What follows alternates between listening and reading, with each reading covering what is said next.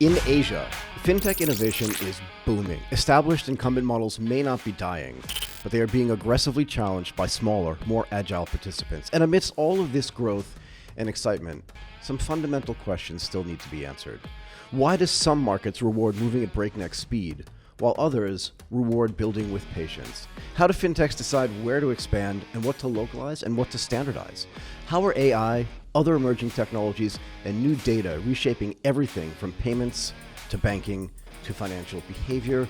To walk us through today's fintech landscape, ATP is joined by Chee, SVP and GM of APAC at Chee, thank you so much for doing this with us today. How are you? I'm very good, Michael. I just had a fantastic week over in Shanghai, and now back in Singapore. And tomorrow, I'm actually flying to Bangkok. Oh, are you really? Yes, yes. So I am invited by PCIs to give a keynote speech, and it is all about payment strategy and consulting in the age of AI. So really love the topic, and I would love to share with you a little bit more on my take on payments, AI, and the topic that you are talking about today. We will definitely get to it. Okay, let's have one big question first. As Asia's fintech market evolve at different speeds, what are some of the biggest factors that will define what the next decade of financial innovation will look like? It's a big question, but just give me your take. Okay, so a big one, right? I am really big in AI at this point of time. And if we are looking at all the different ages that how AI has grown, it was from rule-based, and then we have a machine learning, and then we have a generative AI, and today, agentic AI. So what I'm looking at going forward is going to be agentic, like lots of agentic stuff that I'm pretty excited, and I would love to share with you a little bit more on my take along our podcast today to talk about the agentic commerce and AI as well. Well, let's just jump right in then. I mean, tell me what you think about it, right? Because if we were talking about this topic last year, we wouldn't have been talking agentic at all, right? We would have been talking about generative AI. But the markets move so fast and the tech moves so fast today that like agentic AI seems quaint in a way, right?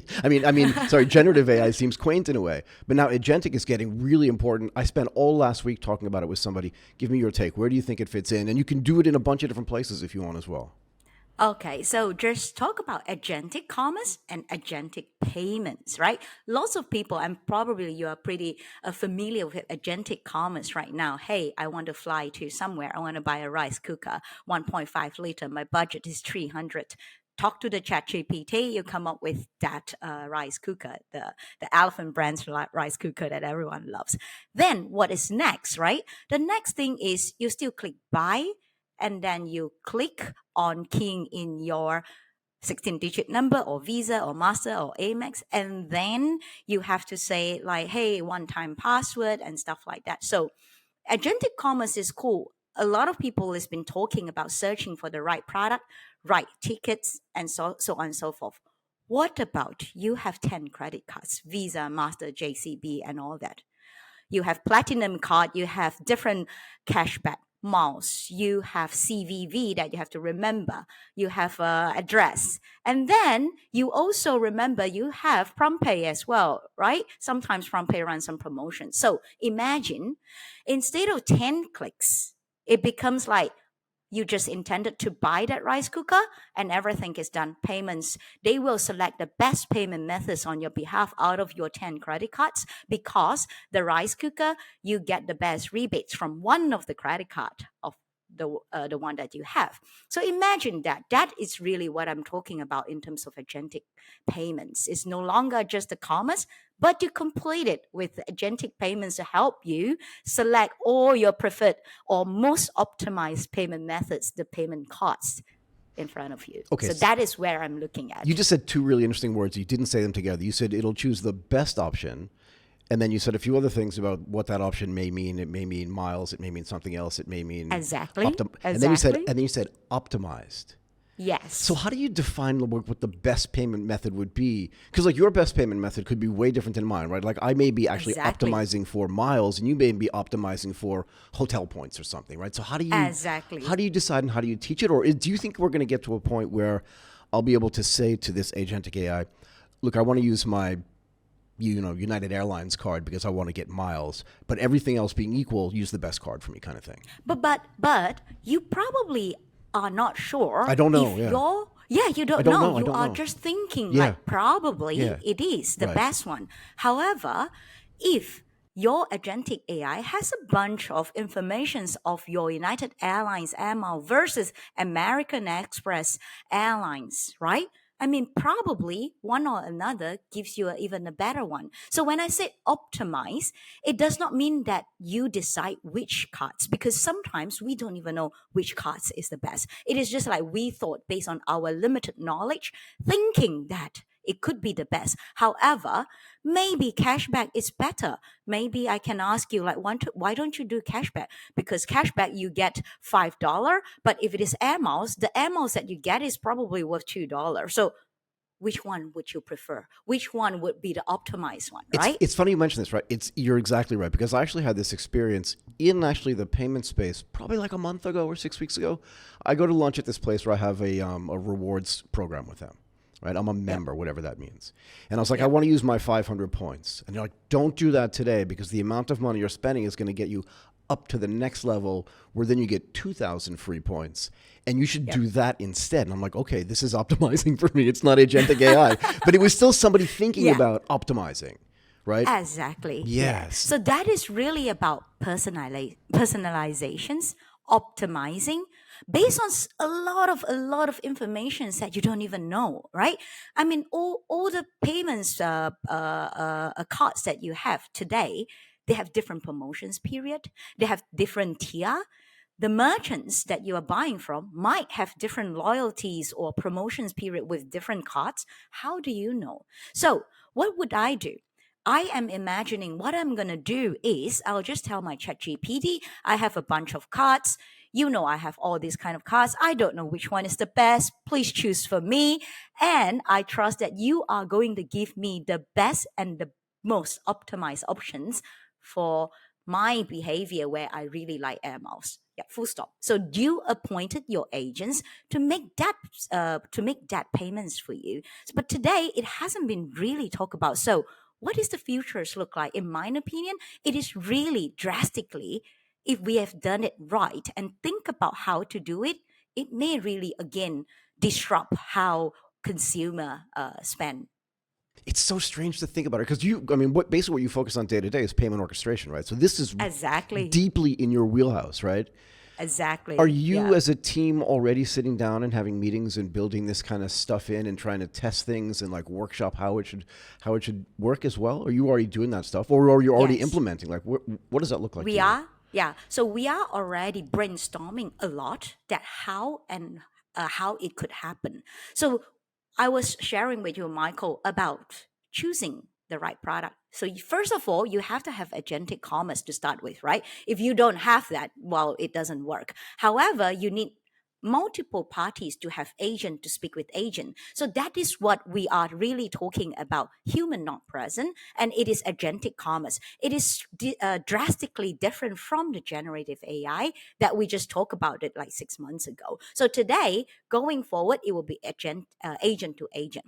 And the questions is, have we talked about it? We brainstorm it a lot, and we think like fundamentally the technology is basically the same. We have to tokenize the card. We have to send messages. We have to know what exactly are the intents that you're trying to make. And then we just use the MCP that we call the machine learning platform stuff. And then you have both agents having a handshake, having a conversations. Of course, there are still lots of things that are up in the air. What about fraud? What about robotic agents? What about all these kind of things that we have to also deep dive one step further to talk about how do we do that? Because you will need multiple parties, and payment orchestrator, it is exactly the players where we are connecting the dot, connecting the different agents so that they can talk with each other. And yes, we spoke with Google, we spoke That's what I with want to know. OpenAI. That's what I want to know. And then we also discussing with our merchants, are you happy to do that, right? I mean, you have to get all the parties involved, and you have to have the handshakes. Yeah. So I always like to think about things in human terms and what the technology makes it look like as it becomes less humans involved and more automated, right? So like in the old days, and I'm just going to make up a thing, right?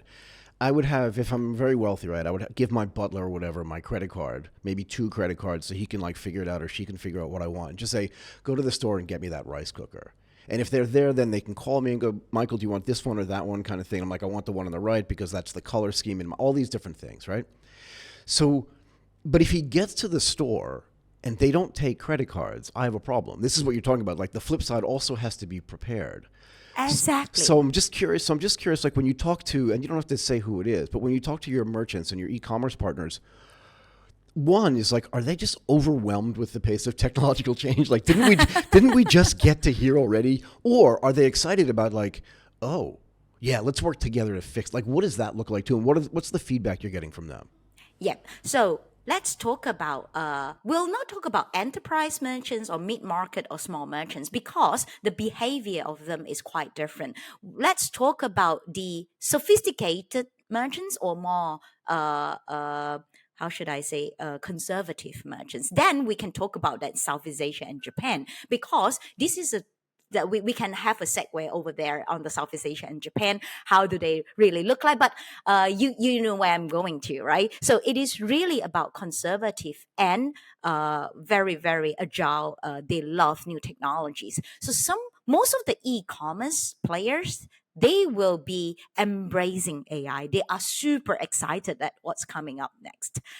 Whereas you will see like 100 years old kind of merchants where they are typically more traditional ones, they will take an approach, well, let's look and learn and see what's going on, and they will not be the first adopters. Having said that, it is really, really competitive today because you see that it is a time where lots of new startups is coming up. They are selling their AI. Yesterday they were $1 million revenues, and tomorrow they're $100 million revenue. Is crazy, right? So you see a lot of new companies pop up left, right, center. So I would say that it is this. I would say era or this couple of a couple of months or years time, you will see lots of new names coming up, and they suddenly become very successful. However, is it sustainable? We don't know yet. So to answer your questions, whether what kind of merchants is going into agentic commerce and agentic payments, typically is the e-commerce merchants that was born probably only shy 10 years ago because they are super apps. They are internet. So those are the merchants that is there. So can I ask you this though? There are some, because I lived in Japan, you know this, right, for 20 something years. Right? Yes. So I know how yes. conservative it can be, but I also know the new generation is different. But the one thing I know for sure, and I was just in Japan in August, is that there are Japan specific e commerce players, right, in a way that doesn't exist in Thailand. I'm talking about big ones, right? And that in a way it doesn't exist in Singapore either, because in Singapore, we know who the big ones are. We don't have to say who they are. But let's say there are big three. But in Japan, they exist, but then there are all these other, not even niche players, that are just Japanese. So are they approaching it differently than, let's say, the big three in Southeast Asia are approaching it? Do you get a sense of that? Yeah, I do. I do. It's drastically very, very, very different, right?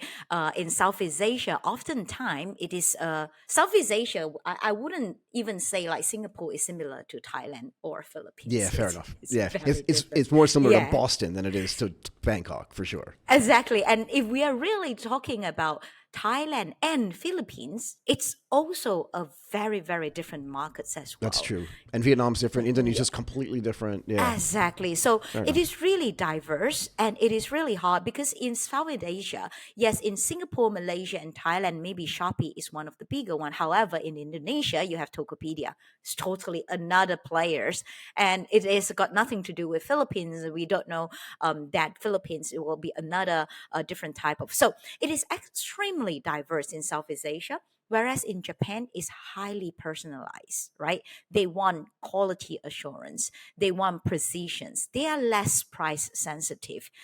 However, in Southeast Asia, all of us, although different brands, we are so open to experiments as long as it solves the real pain point. it's about pricing, right? I mean, quality, it is okay. We can deal with it.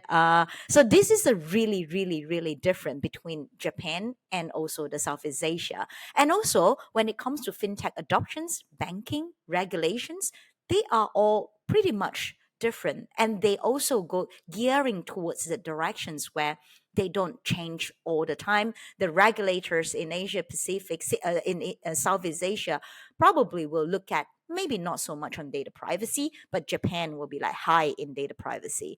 And then they deeply rooted in trust in institutions. A lot of the things that implemented by the regulators in Japan is like, I suggest you to do that. It is not like, I want you to do that. It's not mandate, right? I suggest you to do that, but Strongly most of the suggesting. merchants, yeah, I strongly suggest you to Right. do that, and then they will do it. Whereas in Southeast Asia, is if you're not doing it, I'm gonna fine you. Right. Yeah. So do you think that there's ever going to be, because here's something that I think is pretty clear. Singapore's also relatively conservative, right? Yes, it is. Relatively. I didn't say super conservative because Singapore's actually done a pretty good job with new financial orders, new financial systems, even with some crypto stuff. They're looking at tokenization, like all these things they're looking at. The Monetary Authority of Singapore is very open-minded. The Yep. FSA in Japan is becoming more open-minded, but less so. But in countries like Thailand, Vietnam, the Philippines, and Indonesia, I feel like because, and this is going to be slightly controversial for me to say, so you don't have to agree with it, but in Japan and in Singapore, there's this idea of wealth preservation, right? Because the GDP per capita is already quite high Yep. in global standards. In Thailand, Indonesia, the Philippines, and Vietnam, it's low but growing quickly. So they're more focused, it seems to me, on wealth creation. And maybe that makes them more open-minded about like new technologies and implementing new stuff. Do you see that as well, or is that just something I've made up in my mind? No, I do see that. So if we really want to make an analogies between the Southeast Asia and the Japan, I would say like Southeast Asia moves like a startup, okay? And Singapore and Japan, they just move like an enterprise level. They have systems, they have processes, they can actually make it really stable. And then they are taking the more conservative steps to look at, hey, let's try it out, let's do it in a small scale, let's watch and see how it goes. Whereas the startup is like, I really need to I need to raise my funds next year. I need to get revenue. I need to move really quick. I can't wait for like sit there and wait for what's happening. I need to just do it. Yeah. So basically, if I really have to look at these two market or these two sub regions, I would say like the developed markets are more so like enterprise. However, both of them require both, right? I mean, you can't be really just do everything quick without any consideration, any processes, because you won't be able to scale. You won't be able to sustain. And that is where, with the wealth build that you are talking about, we also need to sustain the wealth and not just lose it all out. That's my Yeah. point, right? So do you think, though, that over time, right? I think that's one of the reasons why the regulatory environments are different. I've been thinking about this for a while.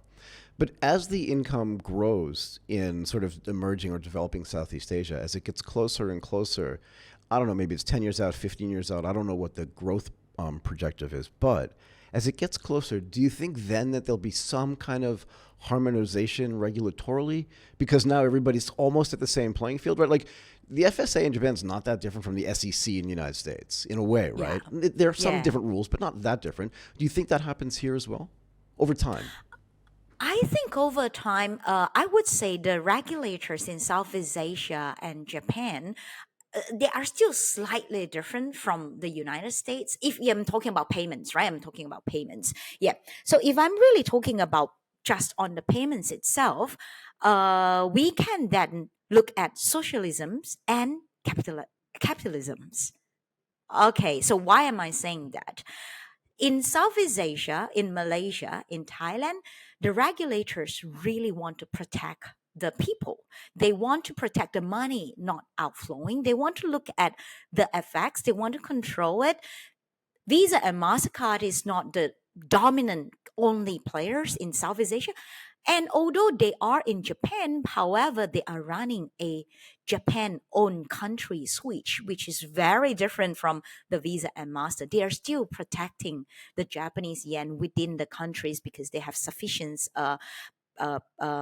populations. And if you really, what I'm talking about here is if you just look at UPI in India, it is totally just UPI and is very highly regulator, local regulator focus versus in the United States where free market capitalisms, you can charge the merchants 3-5%, doesn't matter. But in Southeast Asia, we have QR payments, it's almost free sometimes, right? So this is why I'm talking about financial inclusions and socialism versus a capitalism where I only use payments to move money, to make money, and so on and so forth, instead of a infrastructure for the financial inclusions in Southeast Asia.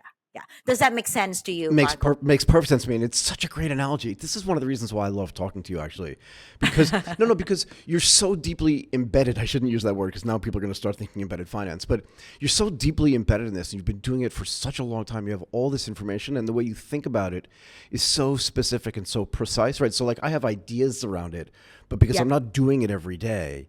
Your precision in the way you think about it is just awesome for me because I get to learn something. Can I? I really I hope your audience also get to learn something they're about applauding. that. They're applauding right now for you. Definitely, they're definitely not applauding for me. Are UPI and Prompt Pay and Pay Now connected? Currently, yes. So how does that work? Does that mean? Sorry. I just want to ask you the follow-up question quickly, and then don't lose your thought. But does that mean when I go to Singapore, I can scan a QR code using my Thai bank and just pay for stuff? Yes. Now, yes. So, yeah, and this is the thing. So we have been really in the payment industry. I have a community, and I'm also part of some association, and we really want to talk about cross-border payment. It has been extremely expensive for cross-border payments and we talk about inclusions all the time, from India to Singapore to Thailand. And the only options for consumer, right? C to C, customer to customer, consumer to merchants, it is all about credit cards, Visa and MasterCard. However, in the past 2-3 years, there's this Project Nexus where UPI is connected with PayNow, PayNow is connected with PromptPay, PromptPay is connected with Do It Now in Malaysia, and these are all the corresponding governments is talking. And why it is really about giving more options. The more options, the better, right? Because then you can drive down the price, and then you can have financial inclusions, and you are not only relying on one instrument, which is cards. So yes, there are correspondence bank working with correspondence bank. They are regulators coming together and talk about it. And they are also blockchains, right? It is coming up with the crypto and also the stable coins and stuff like that. So as you can see, like the last 10 years, we don't have that many options. But really. Now we have more options. And the option is better because it drives down the cost for consumers. And then, but the pie is getting bigger. You drive down the cost doesn't mean that the private sector is not earning more money, but it is just creating a bigger pie. And isn't a bigger pie the better? Yeah, I mean, you don't have to convince me at all, right? But my big question, I have two big questions here, actually. What is the FX impact, right? Because, again, in my bank account in Thailand, I don't have Singapore dollars, I don't have Malaysian dollars, I just have Thai baht. But I'm paying in Singapore dollars. And I literally had to, because I was in Singapore 5 days ago, and I had to go to a bank, use my Bangkok Bank card, take out Singapore dollars. I don't know what FX rate I'm getting. And then I have to also pay the ATM machine. No joking. $5, $8, $8 to get my money. Exactly. Yeah. From some big bank that you know.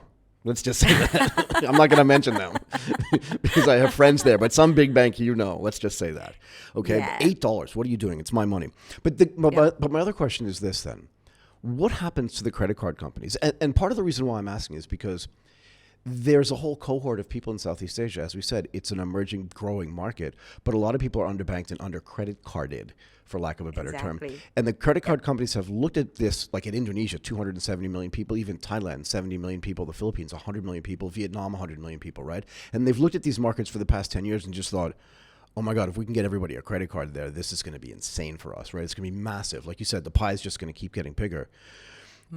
But if payments, for lack of a better term, and not to be trite, but if payments become sort of cross-border frictionless, and I don't need a card, right? Because if you have an Amex, it's not even really a credit card, right? It's just a payment card, and you have to pay it off Yeah. every month.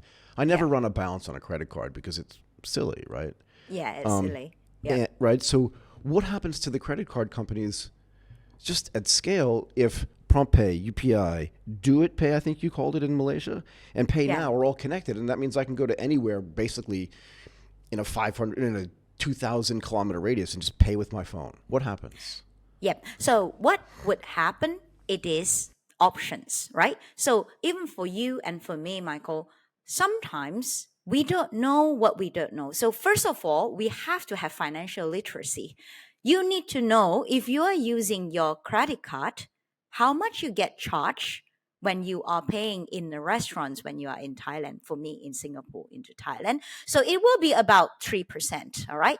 But if in Thailand, the restaurant is offering me, would you like to pay in Singapore dollar Right, because right. you are, yeah, then it will be 6%. So if it is $100, if I opt to Oh, I pay with didn't Thai know that. baht, it is Really? 3%. And then if I opt to pay with Singapore dollar, it is about 6%. So 3%, 6%. So you have to have that run in your head, right? Yeah. Then what are the options? Sorry, let me Go, continue, go, and then go. I will, yeah. So then what are the options? Another option is I go down to the money changer, the smart money changers and all that. I know that they are charging me pretty good rate, maybe 2% or 1%. I'm happy with that. So now I know this option, I get charged 1%. The another option 3%, another card 6%.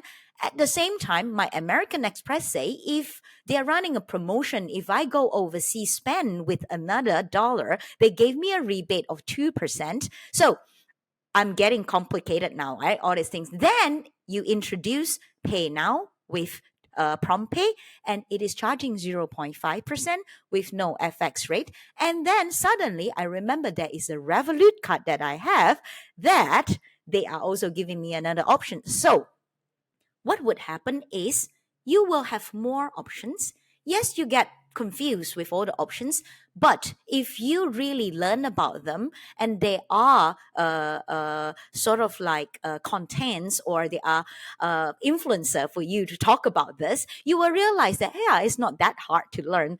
So sometimes, like me personally, being in payments, being in finance, I will get I will go down to, I will get some cash, right? I will also bring my Amex card and Visa card and MasterCard. At the same time, I also have my banking apps. So now I have 5 options instead of the 3 or 2 options. So isn't that better as a consumer that we have more options? We know which options suit our needs when we are doing some of the transactions. So that is what I'm trying to say, that going forwards, it will be giving you options, but the option has to be intelligence enough where you can tell your agents, this is all I have. Try to figure it out. What is the best? So I want for to get. me. I'm so glad you segued perfectly for me because I wanted to go back to agentic AI, and you'll see why in a moment. I was at the forefront of automated stock trading, right? So we built some of the first simple algorithms, and we built most more sophisticated algorithms. And while I never worked at, what was it called, like a high-speed trading hedge fund, I knew what they were, and they were basically piggybacking off of some of the stuff that we developed at Deutsche and at Goldman Sachs. Yeah. Okay, but you had time. So once all the exchanges went electronic, like whether it was the Nasdaq or the exchanges, like the New York Stock Exchange, the Nasdaq, or whatever, once they all went electronic, you ran into some big problems sometimes, where the automated algorithms would be like, I don't know what that is, I don't know what's going on, I just got some news, and they would like close all their positions at once, and it would never cause like a massive buying spree. It would always cause a massive sell-off. Yeah. I'm talking like 3, 4, 5, 6% sell-off. And you're like, whoa, because this is essentially agentic trading, right? Yeah. How do you protect against that? Because you mentioned this earlier, and I made a note for myself, right? You're going to have like these robotic agents that are doing shopping. Yeah. And maybe instead of buying 1 rice cooker, they buy like 1,000 rice. Do you know what I mean? Like, how do you prevent against all that stuff and against what we saw in the stock market happening on Amazon? Do you know what I mean? Yeah. So human intuitions is still super duper important, right? Yeah, I think so. Yeah.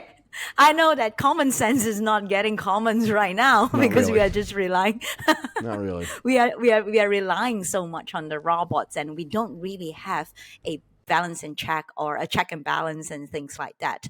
So I think it is still a lot of black box with all this agentic commerce and the robotics. So recently, I actually read in a story back in 1983. There is this a Cold War, and Mr. Petron. There was this guy, the Russian military colonel, and he was looking at the alarm system, and he saw that United States is going to it has already launched the 5 missile, and turned out it was just a sunspot, and it wasn't really a it wasn't really a miso, because he was but at that time it was really he has a very short period of time to make a decision to order a counter strike, but he did not, because he used his human intuition, a common sense, where if America is doing a sudden attack, it's going to be like 500 missile and not five, right? So he literally got himself as the save the world hero. Even until today, he is really taking the World Citizens Awards still, and there are books. And so the lessons is like they implemented new computer systems. It's a black box. Nobody really know. Human being, it is still, we still have to have common sense. We still have to have human intuitions. We still have to have conversations like this to brainstorm some of the things, to give the prompt to the AI to come up, or the robotic or the agentic things to come up with something. Because without precisions and checking on a huge number of data, you can't be 100% sure that whatever decisions that made by the robot is, you can trust it. Right, You right. still need to work towards that directions. You still need to have experts from different fields, from fraud, from you mentioned about these tradings people, where they've been trading for many years, to have another discussions whether this is correct or this is wrong before you train the system to be more intelligent. However, am I embracing it? Yes, of course, because for today's, I also have to talk about like when I'm preparing. I used to prepare for 2 hours for a podcast, but now I have a clearer thought. I was telling the Chat GPT, the prompt, no, I don't like whatever that you're suggesting. I prefer A and B and C point. Help me to clear it out, and then this is what I prefer. And then the next time I'll have lesser time in preparing my podcast, and I think that saved me a lot of time, and I'm able to share a lot more on my thought process, more succinct, more precise to my audience, and that is where it helps us in certain way, but not every way. I agree. Where does fraud fit into this? And like, does AI play a role in trying to determine what is and isn't fraud? And is that helping out? Yeah. So fraud is always, like I said in the beginning of the podcast, we always use rule based, and then we use machine learning, and then we use generative AI. And it is just becoming faster and faster to catch the fraud, or a positive users who is mistakenly thinking as a fraudster, right? So there are a lot of good citizens has been categorized as a fraudster, and then you lose the business. So in terms of fraud, it is so important to be able to catch the bad guys quicker, and also to allow the good guys to transact and do business faster. So it is really always finding the balance between both catching the fraud and revenue growth. One more thing before I let you go. Maybe who knows what you're gonna bring, who knows what you're gonna bring up. I mean, I love talking to you, so who knows when we're gonna end. But just one more thing, because we've already been at this for like 35 minutes. Stable Yeah. coins. You mentioned this at the beginning as well. I mentioned it too. Where do they fit in? How do you look at it as a team? Like, what are you guys thinking about how to use this, and where it fits in, not just to payments in country, but cross-border payments, all those things. And then maybe comment a little bit on, like, because every country is building their own stable coin. I don't want to talk about geopolitics, because this is not a politics show, but Yep. there is this idea of, like, I want you to use my stable coin for this kind of cross-border trade. So how do you look at all of that? Yeah. Well, today, when we are talking about export or import, let's talk about export, right? Export, when I'm talking about export, I'm talking about digital contents, AI software, software as a service, gaming. When you are selling, you need to sell across the world. However, your legal entity of registered corporate is typically in Asia Pacific, it will be in Singapore or Hong Kong. right? And your audience can be in Nigeria, it can be in Ethiopia, it can be in Egypt, it can be in everywhere. How are you going to get your money, sell all this digital contents, which is highly valuable and a product that can benefits to every countries and every people or every young people in the world? It is really about getting your product out there and able to collect the money out from those. When I'm saying this, then you can think about from B to C, from B to B as well, where the supply chain and everything it is happening right now. So stablecoin becomes one of the we'll say common currency, common language that you can transact and you can do businesses across the world. And again, we are focusing on growing the pie bigger and not just having a mindset where let's against it and not growing the pie. Of course, we have to do a calculated risk, but that is exactly what I'm trying to also putting the mindset into many of the startup or businesses or banks or enterprise to think about the use cases. Right. So one of the things I think about a lot is that the US dollar is still, regardless of like what happens in the US, is still the currency that gets used to buy most global like oil, common currency. Gold. Yeah, it's like just, oil, like gold. It's just a common currency. Like people don't want me to give US dollars when I'm in Indonesia, but they'll take them. Do you know what I mean? Yeah. Not so much in Singapore, but in Thailand I could pay with stuff in dollars in some places, right? But Yep. what does the stable coin mean for smaller currencies, do you think? I've had this conversation with a bunch of people. I'm just curious what your opinion is.